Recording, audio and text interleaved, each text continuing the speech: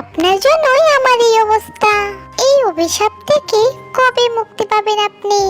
আমারও যে পরিবারের কাছে যেতে মন চায়।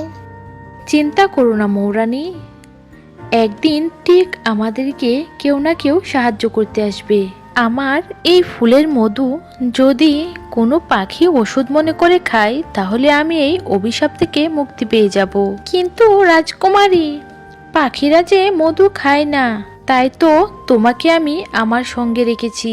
তুমি জঙ্গলে গিয়ে দেখবে কোনো পাখি যদি অসুস্থ থাকে, তাহলে তাকে তুমি আমার এই ফুলের কথা বলবে। সে যদি এই ফুলের মধু খায়, তাহলে আমিও তুমি মুক্তি পেয়ে যাব। আর তোমার কথা তারা বিশ্বাস করবে, কারণ তুমি ফুলের মধুর রাজা।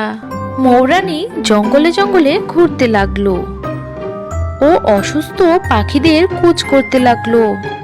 তখন সে একটা টুনির দেখা পায় ও সে টুনিকে জিজ্ঞেস করলো, কি ব্যাপার টুনি, তোমার কি হয়েছে? আমি উড়তে গিয়ে পড়ে গেছি।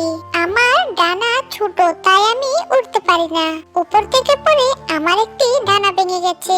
তোমার ডানা বড় করতে চাইলে আমার সাথে চলো।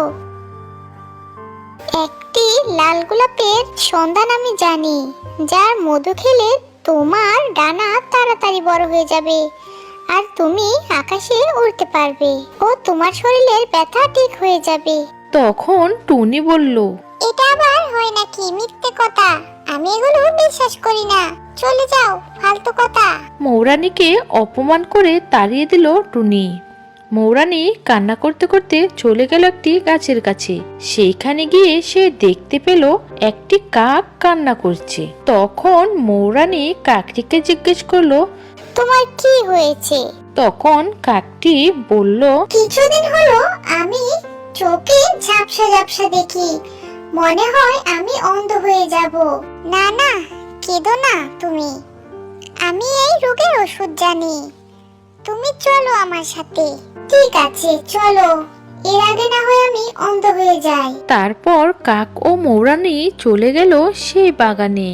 কাকটি সেই গোলাপ থেকে মধু পান করে। তারপর এক নিমিষে সেখান থেকে একটি সুন্দরী পরী বেরিয়ে আসে। সেই পরীকে একটি সাধু অভিশাপ দিয়ে ফুল বানিয়ে দিয়েছিল। এখন সে মুক্ত। তারপর পরী তার জাদু দিয়ে কাকের চোখও ভালো করে দেয়। তে সবাই খুশি হয়ে যায় ও সবাই তাদের পরিবারের কাছে ফিরে যায়। বন্ধুরা, আমাদের এই গল্পটি ভালো লেগে থাকলে আমাদের চ্যানেলটিকে অবশ্যই একটি লাইক করে সাবস্ক্রাইব করে পাশে থাকবেন।